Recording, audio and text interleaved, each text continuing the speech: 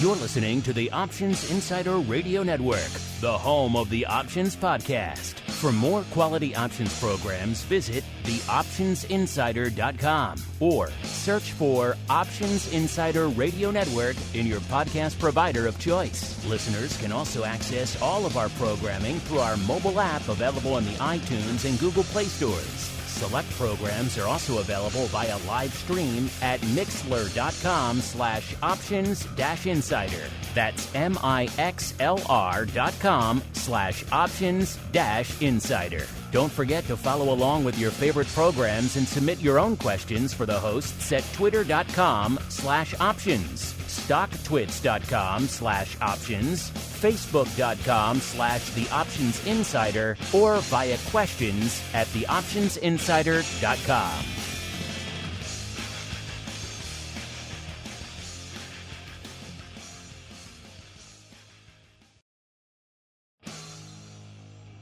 And now, it's time for the show that breaks down the options market from unusual activity alerts to market analysis, strategy overviews, listener questions, and much more. If it involves puts and calls, then our all-star panel will break it down.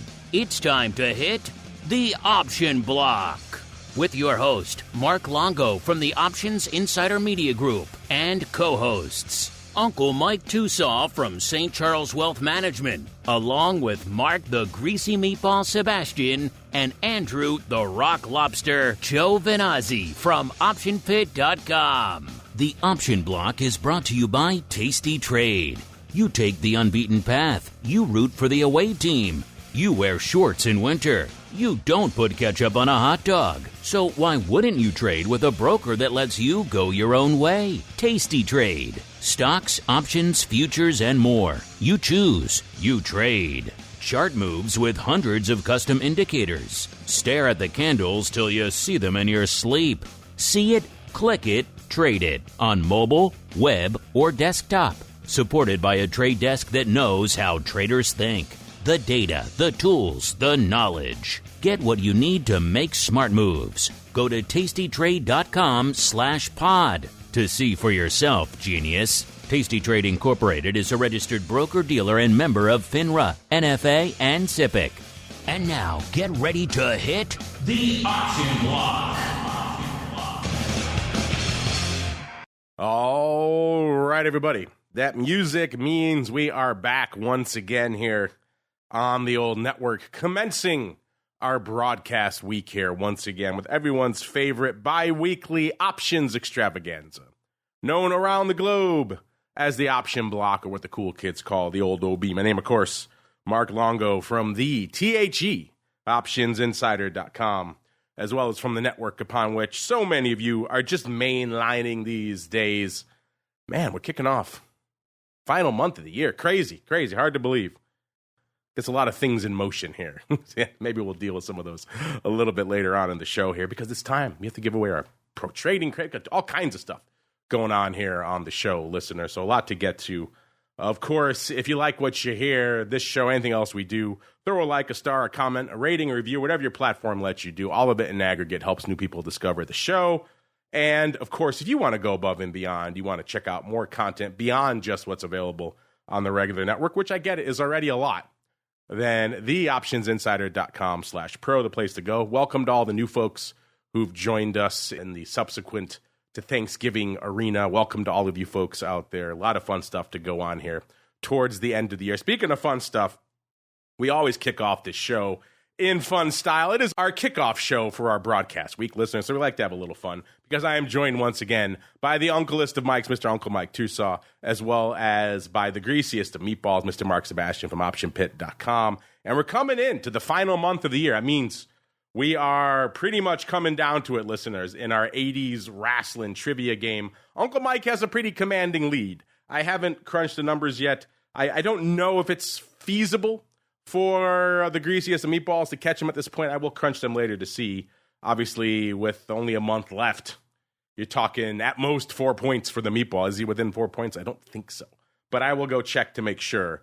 But nonetheless, let us commence that segment. Let's see if the meatball can draw to a close, or if Uncle Mike shall continue to pad his already significant lead.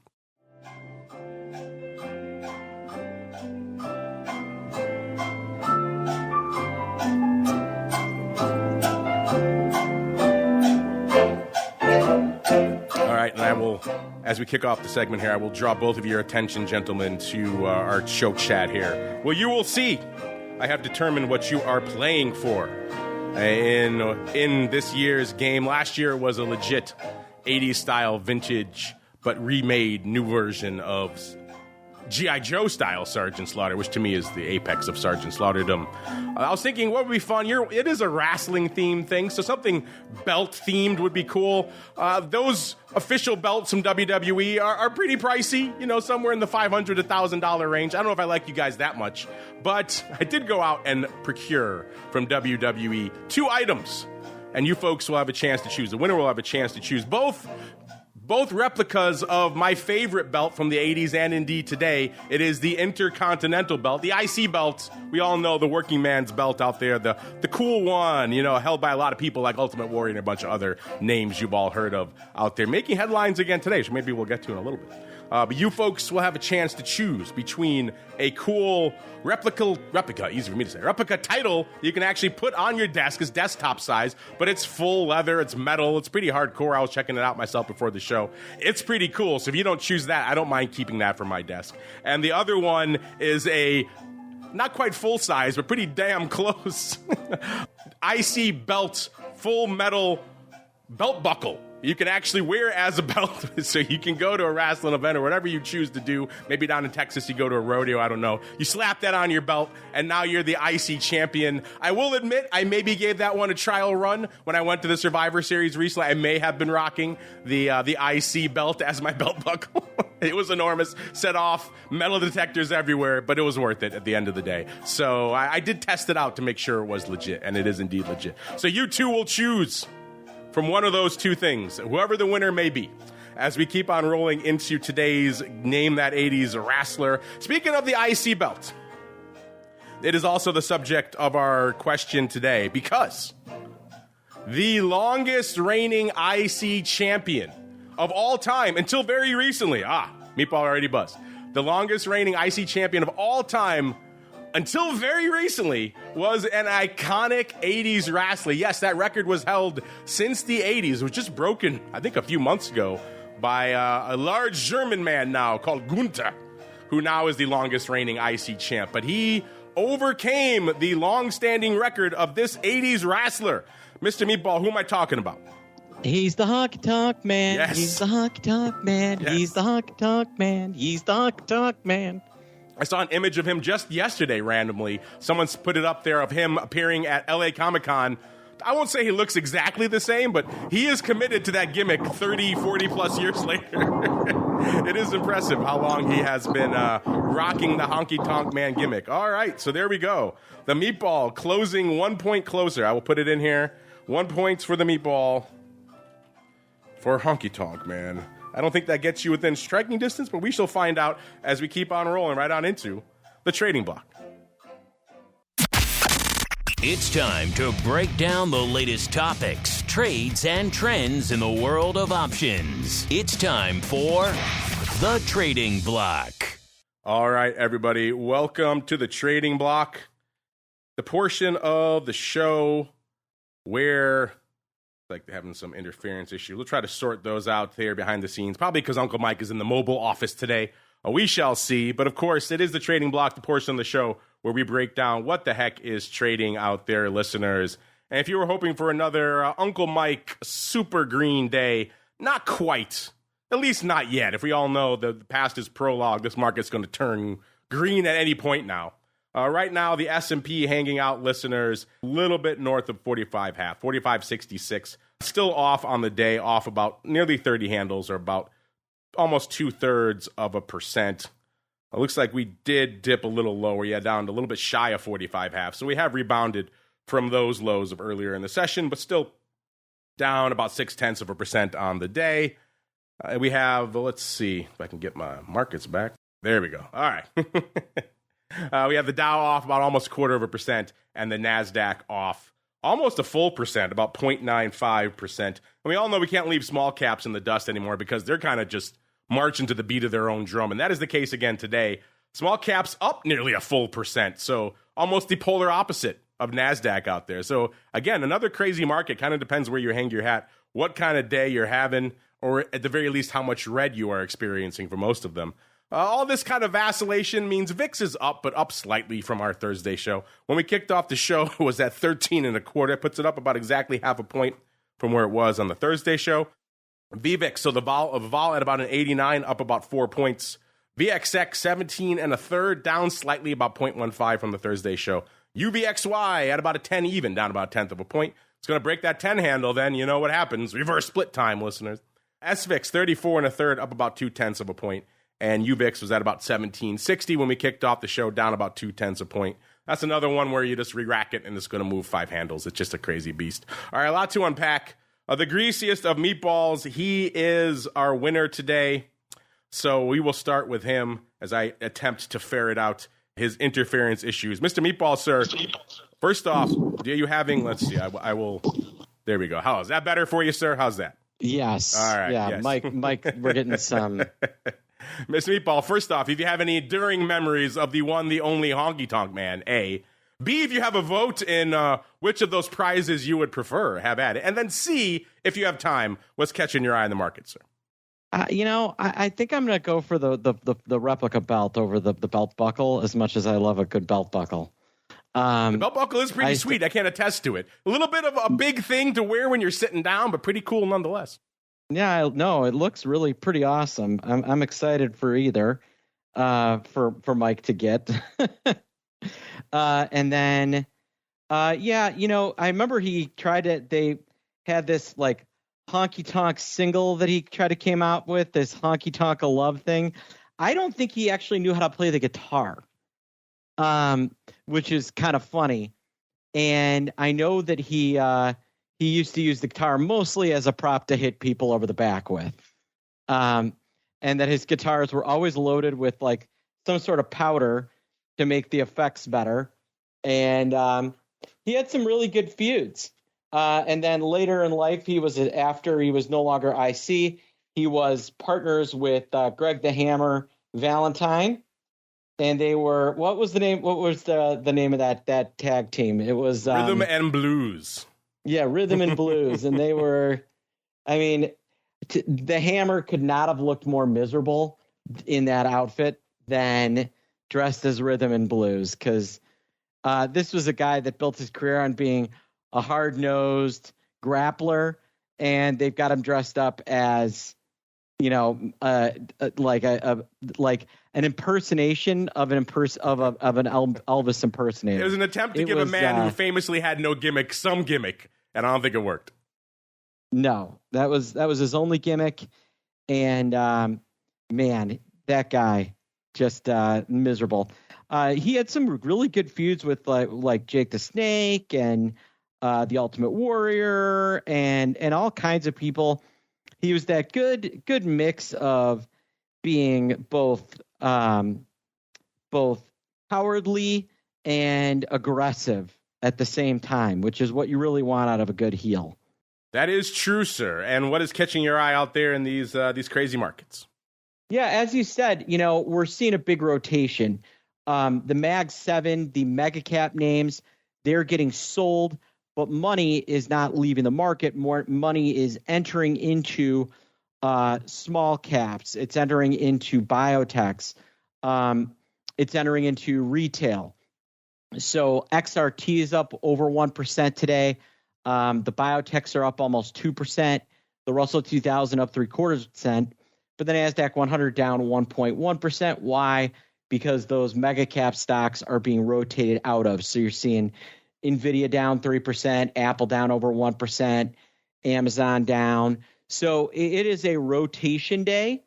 They really did try and dump the market, but money isn't really leaving. It's primarily, like I said, kind of rotating around into other names, notably the Russell 2000, which of the major indexes has the most ground to give up, right? And this is what I've been kind of noting. You've got the NASDAQ within a couple of percentage points of its all-time high, the S&P within a few percentage points, the Dow within a few percentage points. The Russell 2000 has tons of room to rally. So we could see this rotation last for several days because, yeah, it's had a nice run. But if you look at where the Russell is relative to, even over the last, it was higher on September 1st. It was higher on August 31st. So it is the one major index that has, I think, a lot of room to potentially move higher. And that's part of the reason why I think you see money moving into it. That's something we've been pointing out for a while. Not just that, small caps march to the beat of their own drummer, but look at a lot of the names we highlight on this show who I think, fair to say, in segments like the Odd Block, fall in the smaller side of the market, usually outside of the Magnificent Seven. Most of those names we talk about saw their best days of this year around early to mid-February. February 2nd was the apex for a lot of those names, and they've done nothing but sell off for pretty much the rest of the year. So once you pull the Magnificent Seven out of this market, the story becomes very different. And a lot of those names, you're right, are out there in the small caps, and they could potentially have some room to run to the upside. Speaking of room to run, this guy, he's running all over these here United States. He is in the mobile office again. He is none other than Uncle Mike TOSAW from St. Charles Wealth Management, our runner-up today in our wrestling extravaganza. Uncle Mike, sir, can you hear me out there in the mobile office? And if so, A, what are your enduring memories of one honky-tonk man? And then B, what's catching your eye out there in the mobile office in today's markets? Well, the honky-tonk man, I think we've talked about him before. My favorite memory of him is kind of like when Jimmy Hart wanted to try to ban the DDT. And I remember he was passing out T-shirts. He was running it like a political campaign. Ban the DDT, but he'd always add to it. But it's not because the honky-tonk man is scared of it, though. He wanted to make that perfectly clear. The honky-tonk man and Jimmy Hart, when they were feuding with Jake the Snake, they were not afraid of the DDT, but for the good of the sport, it's too dangerous of a move to have in the World Wrestling Federation. So ban the DDT. That's probably my favorite memory of the honky-tonk man. In terms of these markets, it's funny that Mark mentioned the small caps. One of the things that in stock portfolios that I have for clients right now, the ones that are behind the S&P, I've gotten emails. I actually had one about a week ago on this exact topic. Why is this section of the portfolio behind the S&P? And when looking at it, I had said we had went through it. I'm like, well, the Russell's not beating the S&P this year. Right now, we have a market to where it's really not been a lot more than the Magnificent Seven on the year this year. And so when that actually happens, what's going to happen is that you are going to have rotation days, as Mark described, and we're having one of them right now. The other exposure that we do have for some long term is the MDY or the mid caps, and that's also not performing up to the level of the S&P 500. So it's not always just the S&P. There are other things too. Bonds are selling off a little bit today, not a ton, which could be expected. It had such the rally last week, but for the time being, the Russell is the star of the show today. Uncle Mike, did we lose you, sir? Yeah, so the Russell's the star of the show today. You think your machine likes to keep muting you, sir? You're muted again somehow. I don't know what you're hitting in the mobile office there, but you're somehow muted. Can you hear me now? Yes, now I can. Whatever you hit before, don't hit it again. All right, got it. Yeah, so right now we're at a stage to where the Russell is the star of the show at this point. It'll be interesting to see if that continues, because people typically want to have market exposure somehow and somewhere, and that's where it's going right now. Oh, and also before you mute yourself again, sir, as the current leading contender in our 80s wrestling trivia game, you have your choice of prizes, both IC belt related, my personal favorite belt, probably both of yours as well, maybe up there, definitely top 2 or 3. You have your choice, sir, of an awesome IC, legit, hefty, pretty epic belt buckle. You will have to supply your own belt, of course, a belt that is hefty enough to support that, or the IC replica belt that you can put on your desk, or maybe, I guess if your wrists are kind of big, you can maybe wrap it around as a wristband or something. I don't know. You know what? I think I'd go with the IC replica belt, honestly. The belt buckle's cool and all, but I don't know if I'd really have...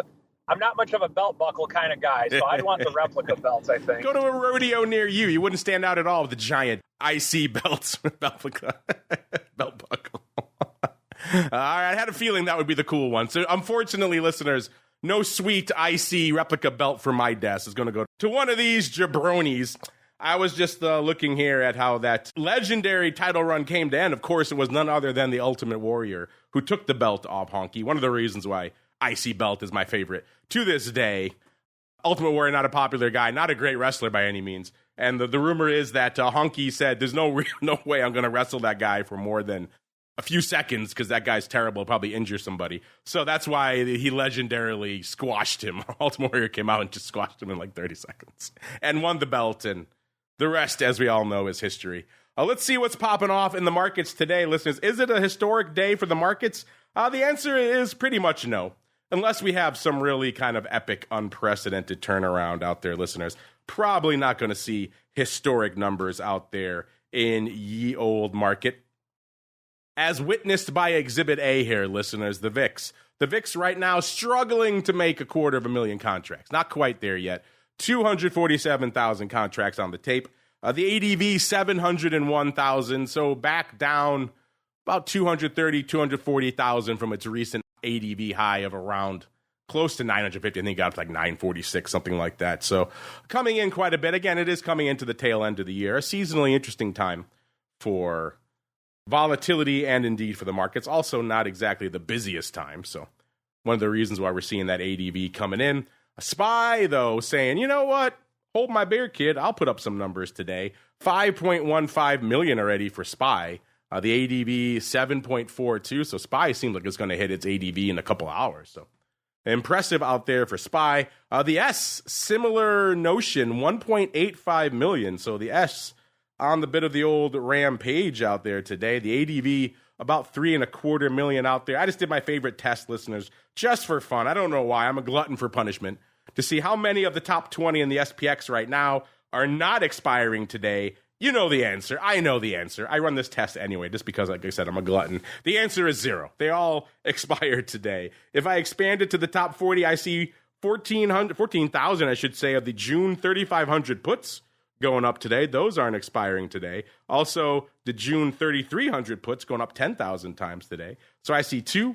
I see the D's 45 half calls expiring on the monthly. So that's 3. A March 8,000, a lot of the March 3,700 puts, that's 4. Looks like it's some April 3,500 puts, 5. And then we got June and another D's. So about 7 total in the top 40, which again is a little more than I would expect. Usually it tops out around 5. But there we go, listeners. A very 0-day heavy, shall we say, day in the SPX, which again is the day that ends in Y for all things S. Small caps, like we said, they are on the rampage today. They are once again marching to the beat of their own drummer. If you listen to the Meatball, then maybe you think they are poised for a little bit more action towards the end of this year as well. They are following suit right now. Almost 1.3 million contracts on the tape already. Small caps, just banger day again. The ADV is 1.6 million, so they're already almost there. So, yeah, just a banger day out here in small cap land. The Qs, not far behind, 2.75 million. Again, that's obviously more than small caps, but you look at their ADV, also they're pretty close to their ADV as well, of about almost 3.5 million, 3.45 million. So percentage-wise, IWM and the Qs closing in on their ADV fairly rapidly. Let's see if we can say the same thing for the rest of the market. Is it somewhat of a banger day in the single names? And the answer is kinda. It's actually kind of surprisingly active out there. You'd be forgiven for thinking it'd be a little bit of a sleepier start to the week. Maybe a little bit of that red this morning woke people up a little bit. Maybe it was just the love for all things IC belt and honky tonk, man. Who knows? Either way, it cost you 269,000 contracts to break into our top 10 today. That's fully 100,000 more than we've seen some show days recently. So that's nothing to sneeze at. And it's a little bit shy of 100,000 less than what we've seen it top out at either as well. So we're kind of right in the middle of that range, which is respectable. And that gets us to number 10, which is Coinbase. If you're intrigued by all things crypto, I encourage you listeners, Uncle Mike aside, to check out the Crypto Rundown coming up later today. That show's been on the rampage of late because crypto has been on the rampage. Bitcoin breaking 40K this weekend. So if you got a little bit of crypto holdings in your back pocket in one of your portfolios out there, don't tell Uncle Mike. That's looking pretty good this week because that Bitcoin tide does tend to lift all the boats out there. So everything's pretty much up. Your Cardanos, your ETHs, your Solana. Solana on the rampage of late. So a lot to unpack. And of course, Coinbase following suit as well. Coinbase coming in at number 10, 269,000 contracts, up 8 3/4 or 6.5%, trading 142.5 right now. My goodness. Bitcoin just strapping Coinbase to its back and saying, look out above, here we go. My goodness. Number 9, AMD. All this on the rumors of this ETF. Nothing's happened yet. Just the whiff, the whisper of this ETF is enough to send these markets into a tizzy. Hey, I'm not hating. I've got a wee bit of all this stuff in my back pocket, so that's all looking pretty juicy these days. But it makes that show also a lot more exciting than back when Bitcoin was drifting shy of 16K and ETH was flirting around mid-1500s and Solana was going to die. Certainly a lot more fun for that. But still, yeah, these are some impressive moves. AMD, number 9, 270,000 contracts. So the chip zone coming a little early today, listeners. 118.40, off nearly $3 or 2.5%. So chip-related names can sell off. It is possible. And we're seeing it today in AMD. Number 9, 270,000 contracts. Number 8, we're already over 300K. That's an impressive day. Lately, it's sometimes taken us up to number 4 or 3 to break 300K. So number 8, that gets us to Uber, a name we haven't talked about on this show. I can't remember the last time. They're getting added to the S&P, so that's going to usually do it. It's going to pop the stock, and that's what's happening today. 270, up about 4 2/3%, trading $60 even. Looks like this is a record high for them, or pretty darn close. Let's see. They're at $60 even right now. They hit 60 2/3 back. Guess when, listeners? Oh, February of 2021. What was happening then?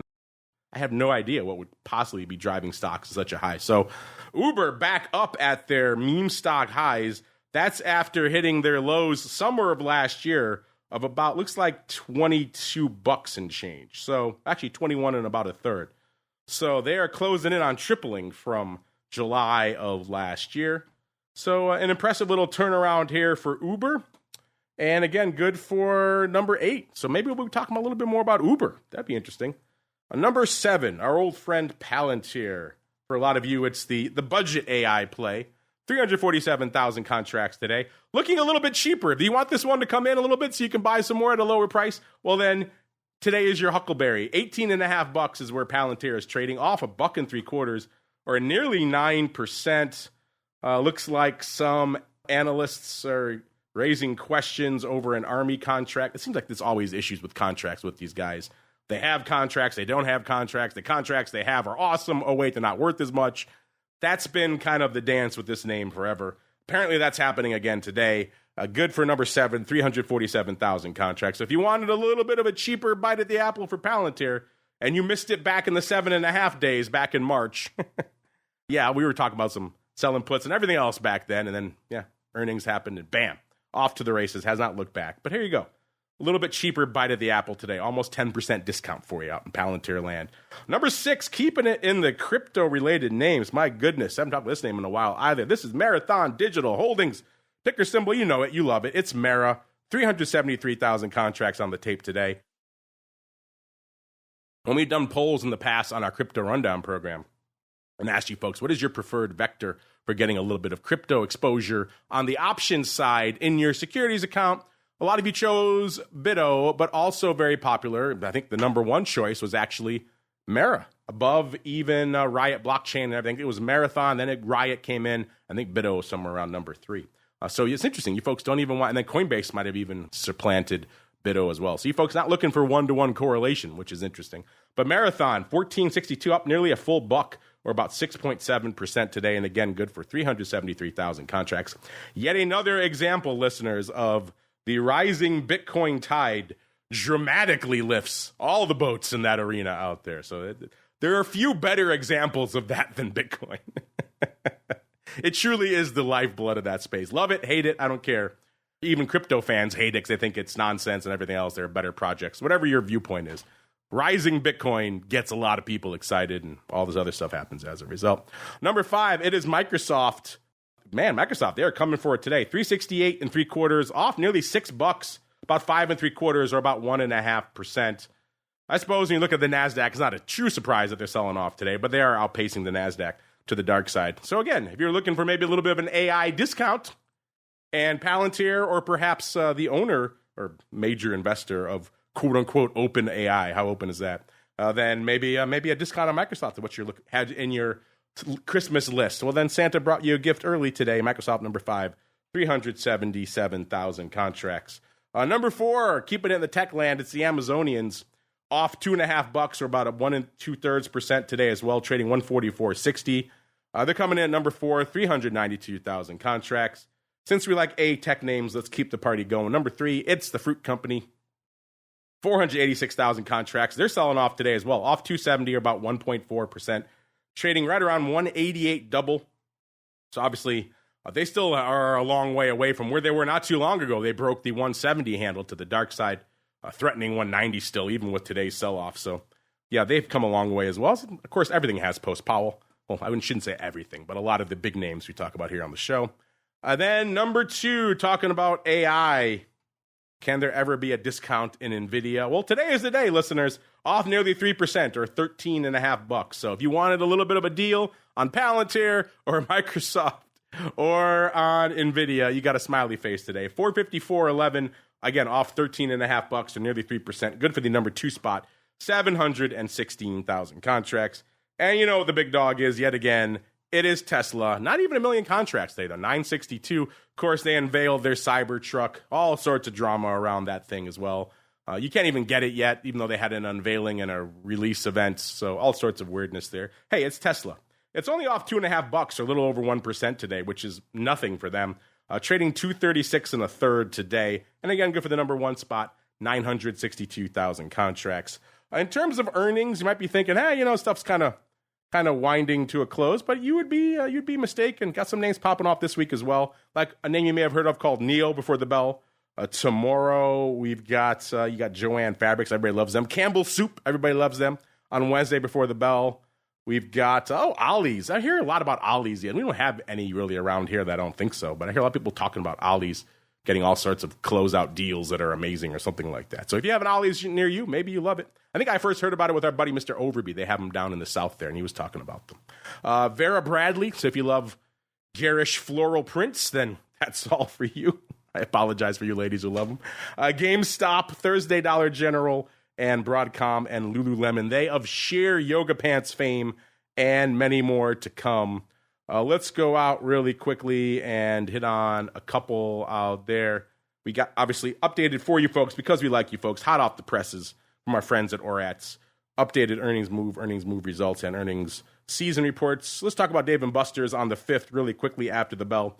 43 and change is where they were when we ran this report. They were pricing in 4 1/4 in their straddle. In the past, they've moved 3.13, so fully a buck and change worth of extra juice in Dave & Buster's. Interesting. By the way, they're selling off a little bit today, trading a little bit shy of 43 right now, so they've sold off a little bit since we ran this report. Ollie's, the aforementioned Ollie's listeners, trading 74 3/4. They're pricing in about $6.50. In the past, they've moved 5 3/4, so right around $0.75 worth of more juice out there, which is interesting as well. Again, kind of speaking to the pattern we've seen now for a while, that more juice is the order of the day. What about Dollar General, Uncle Mike's preferred shopping destination for everything? High fashion, for food for his family, for auto parts, you name it. If Dollar General doesn't sell it, he wants nothing to do with it. They're popping off on the 7th before the bell. 134.70 is where they were trading. Get this, they're pricing in $11.30 into their straddle. In the past, they've moved about $8.50. My goodness, that's a lot. $2.80 worth of extra juice. That's a lot for Dollar General. Fascinating. Perhaps the game is afoot in the dollar store land. It's the game afoot in sheer yoga pants, 7th after the bell, 466.66. That's a lot of numbers of the beast out there in in Lulu. That's where they were when we ran this report, listeners. They were pricing in $28 exactly. In the past, they moved 33 and about a third. So $5 1/3 less juice in Lulu. That's interesting. They're one of the few names we're seeing out here bucking the trend, which that trend is even stronger right now, listeners. With 833 names reporting, our season stands now at 117%. So I thought we were going to come back closer to the mean there, but no, we're not. We're actually outpacing it again. We moved up from about 113% up to 117. Again, as I've been saying, a lot of these names have been outperforming. That's kind of just the narrative this cycle. So, wow, 117 is where we're coming in towards the end of the season. That's a little bit surprising to me. Again, if you want to see those numbers for yourselves, theoptionsinsider.com is the place to go. Meanwhile, we have to go on into our next segment. It is time to go into the odd block.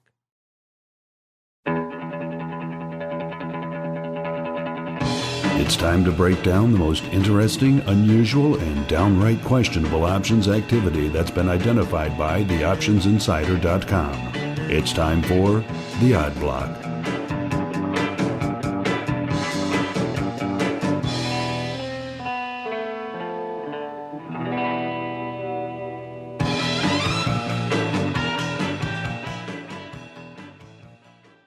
All right, everybody, let's get weird, let's get wild, let's get whimsical. Before I unleash our Eye of Sauron, we had to go digging a little bit to find some fun stuff today, which is weird because it's a pretty active day. Let me first unleash the greasiest of Meatball. Mr. Meatball, you're always looking at some interesting paper out there. Any interesting or obscure, just weird paper come across your radar today you want to share with our folks? Today has been a very index-heavy day. But you know, where we did see a pretty active. Are you going to do BBWI? Nope, have at it. All right, BBWI. That's Build-A-Bear Workshop. There is some pretty significant paper on the January 37.5 calls. They bought 30,000 of those today. You know, initially it looked like a sale, but then I realized no, they were just bidding them up. And to prove my point, Vol's up 3.4%. So you've got a big opening buyer of the January 37.5 calls for Build-A-Bear Workshop. Mark, you going to get Mrs. Option Insider a new Build-A-Bear for Christmas? Maybe that's the plan. What's driving you things. Just ruined it. I had a perfect Build-A-Bear picked out. You just announced it to all the masses, and now I'll have to change my plan. I guess she's getting a replica IC belt for the belt buckle. I guess that's what every woman wants, right? So Build-A-Bear Workshop, yeah, you're right. Not a name we talk about a lot. Also kind of emblematic of the kind of day it is. You're right. Right now, listeners, Build-A-Bear trading $24.92, a little bit shy of $25 out there. So a little bit of upside, but also kind of is one of those weird days where they're seeing a lot of paper in single names. We're just not seeing a lot of, you know, odd block meriting paper. So we had to actually, I would say, go to let's go second tier and maybe even third tier names to find some interesting paper for you folks. Unless you want to talk about a lot of size call overwriting in some names you're familiar. That doesn't really excite us here. So we try to filter that stuff out. Get to some more intriguing stuff. So we're going to do that now, listeners. Let's go out to a name we haven't talked about in a while. This is PLTK Holding Corp, ticker symbol PLTK. This looks like a British gaming company because they have subsidiaries out of the UK, and UK House of Fun Limited is also one of their. So it looks like a British-centric mobile gaming, I'm guessing, trading around $8.50, off about 30 cents or 3.5% today. So not exactly a banger day for them. Not a great year either. A year ago, they were trading $9, so they're off right around 50-odd cents on the year. They did rally it, though, up to nearly 12.90 in July. So if you go from that high, they're obviously off a lot more. They have managed to rebound. They hit their low for the year back at $7.58 on November 9th. So in the last month, they've rallied not quite $1, right around 80 cents. So I guess if you look at it glass half full, the last month, not so bad. The last year, not great, especially if you consider from this summer forward, they've really gotten crushed. But it seems like, Mr. Meatball, somebody maybe is liking a little bit of some British mobile gaming, because somebody scooped this morning 1,250. And again, we had to filter down to some smaller trades to find things that were intriguing us, listeners. But these also sometimes can be interesting as well. Doesn't all have to be 50,000 lots. 1,250 of the May 12 half calls, they lifted the offer for 20 cents. The stock was $8.50, so $12.50. If I do my math correctly, that is a $4 out of the money call. They just paid the offer for 20 cents. 1,250 times. There are earnings between now and May. They are on February 27th, so they got a ways to go before the next announcement. Again, they're not paying through the nose. I haven't pulled up the strikes for this one. I have to imagine there might be some better choices between 8.5 and 12.5, but again, I haven't looked, so maybe this is the best choice. Mr. Meatball, what are your thoughts on somebody really swinging for some upside in PLTK Holding Corp, sir? Yeah, this is an interesting one. I don't love the play, lifting the offer, and to buy these mostly. And somebody came in and scooped 100 for 15 cents right after them. So they bought in bulk and they paid up. I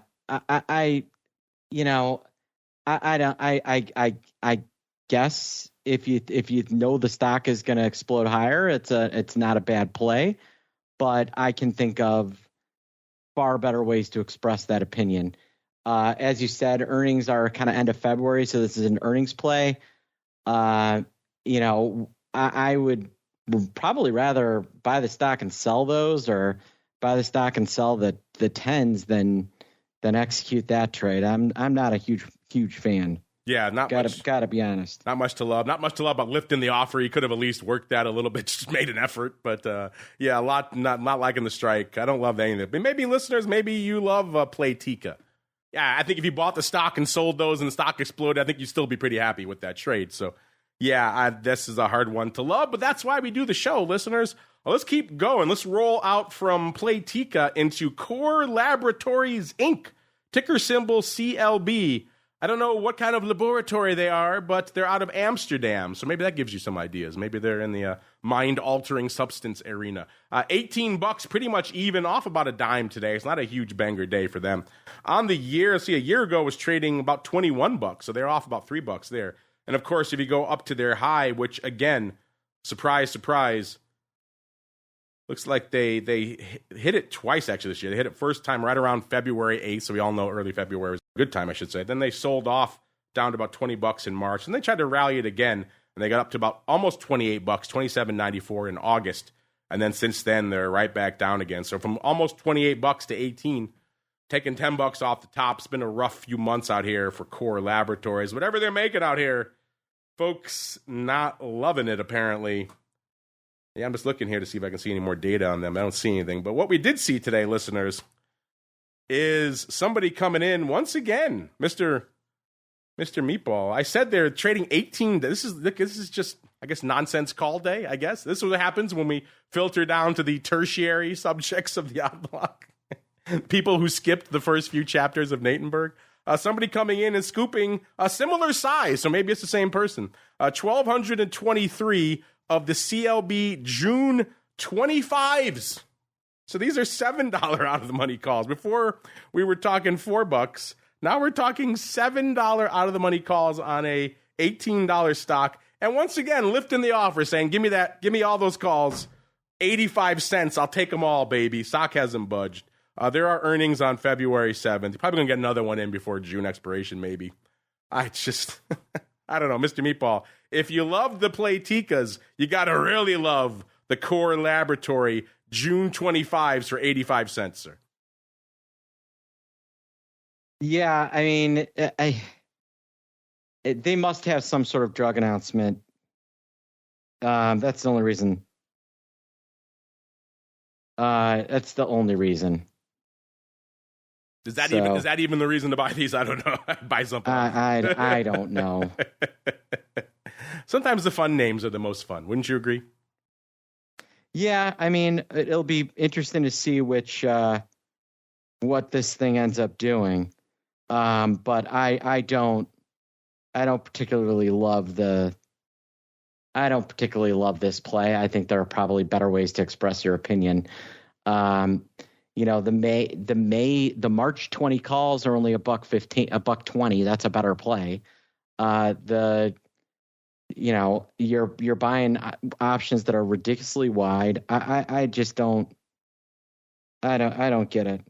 Maybe we set our filter for nonsense today, Mr. Meatball, because we got one more before we get to Uncle Mike in the mobile office there. And this is another good one. Let's go out to Coursera Inc., ticker symbol COUR. This is an online course provider, trading $20.36, up about 15 cents, about 0.75% today. On the year, a year ago, it was trading 13.25. So they're up over $7 on the year. So a nice run for them, about 54%. Been mostly pretty much straight up. So a good year for Coursera. Never talked about them before on the network. Looks like they have a subsidiary in India as well. So intriguing. This one, like I said, their year has been on the rampage. They've already rallied from 13.25 to 20.33, Mr. Meatball. And somebody's saying, you know what? They ain't done yet, because they came in this morning, maybe the same customer, because these are all in the same category at this point, and bought 1,001 of the June 30s, 3-0, so we're at 20.33. These are basically $10 out of the money calls, listeners, after the thing's already run 54% this year, and saying, you know what? It's got some sweet momentum. Let's keep the party going. Again, lifting the offer. Again, these are not liquid names, so I get it. You have to sometimes hit bids and lift offers, but it just makes it more painful. This market was pretty bad, 15 cents at 50. They said, we'll pay 50, 1,001 times. The stock was right about here. There's earnings on February 8th. Mr. Meatball, if you were unsure about the PLTK calls and you were mediocre on the COUR laboratories, you have to love these Coursera June 30, sir. Do you? No, I don't love the Coursera. I don't love these calls at all. Is it just ridiculous out of the money call day? Is that what's going on? I guess. I don't know.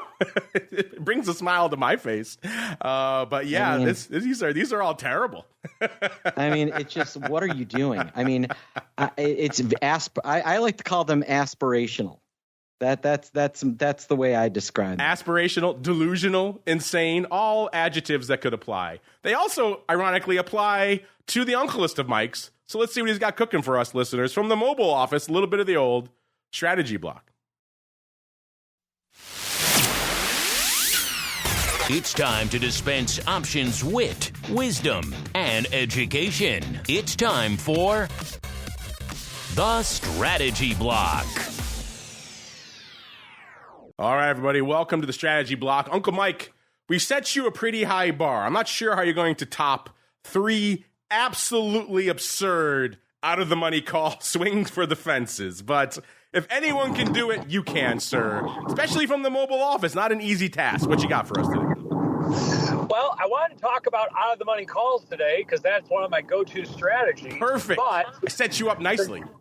But since you guys already kind of stole my thunder on that one, I'm going to talk about one that's, I think, very important this time of the year. And we're going to go with when to act and when to wait on taking action from the standpoint of taxation. So I had 2 clients that are in 2 situations right around this time of year.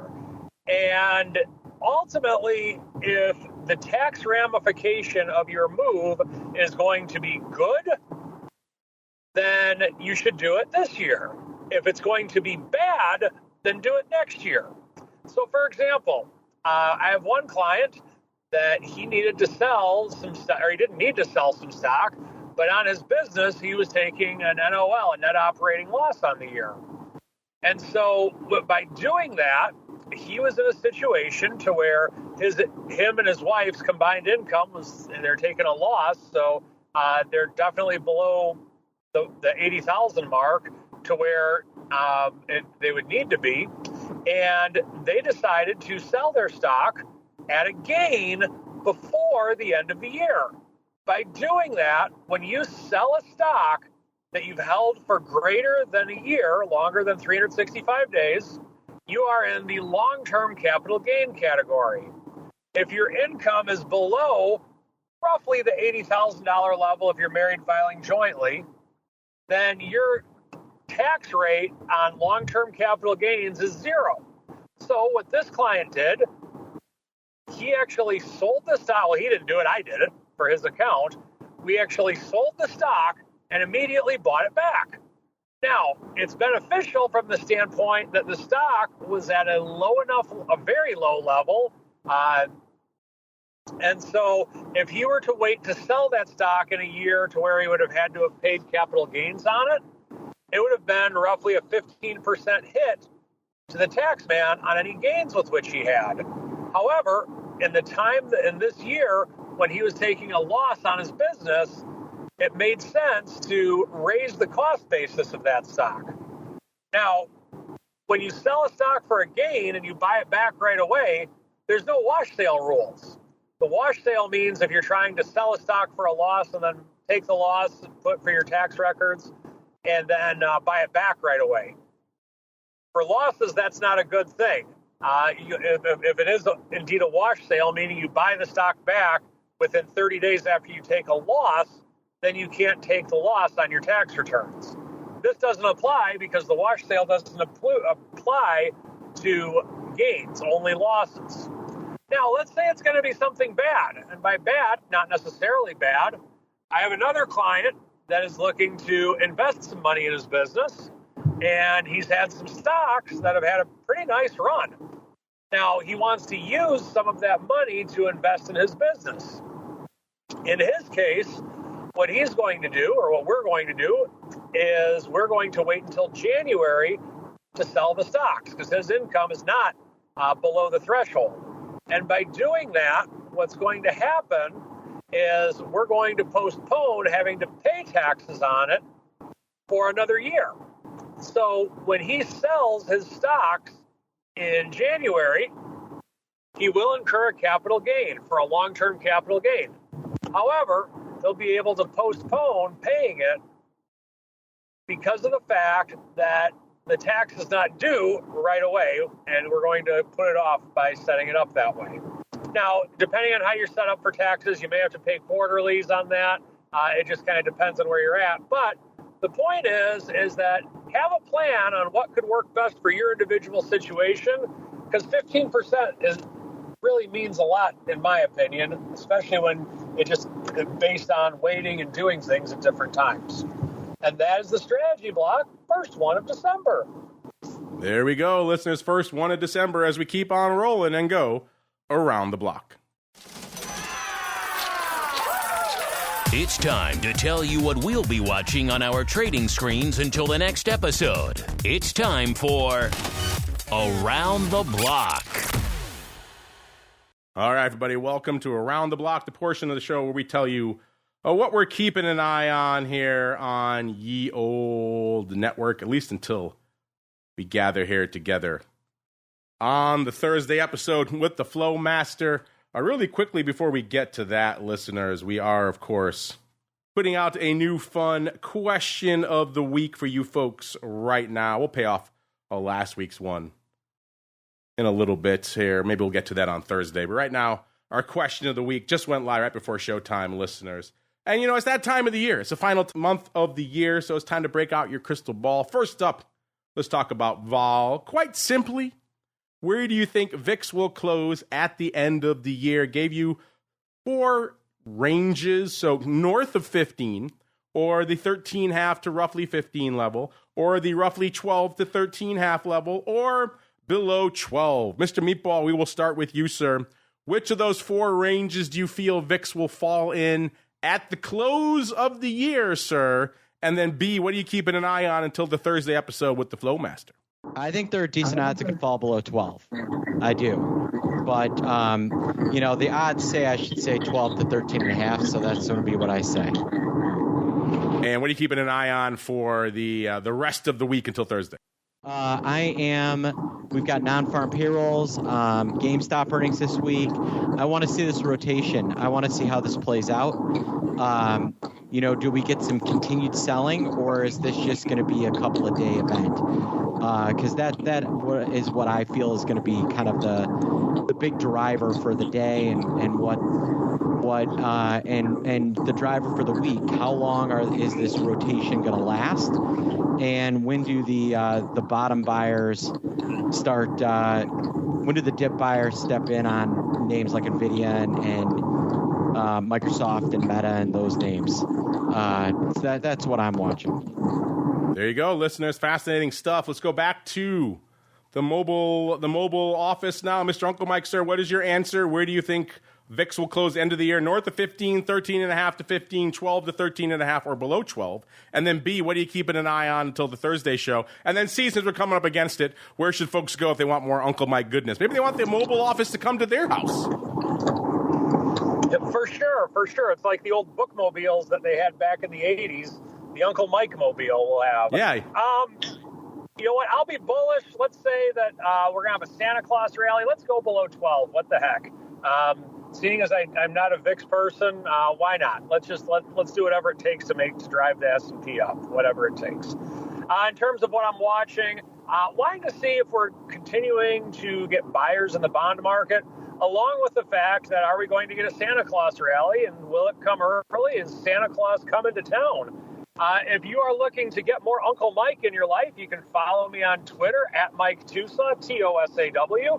And if you are looking for a financial advisor, check out my website, stcharleswealth.com. Set up an appointment with me. I'll give you a call, and I promise not to rant on the great injustice of how Florida State is not in the CFP Final Four. I think that's horrible. That is a huge injustice. Mike, you know that. I can't believe we didn't hit on this until right now. What a load of hooey. What a load of hooey. Horrible. So terrible decision making. I hope just to make people feel better, I hope Michigan blows out Alabama just to make it so that's like, well, they wouldn't have beaten Michigan anyway. That's kind of what I hope happens. But we'll see. Either way, I feel bad for Florida State. I think that's garbage.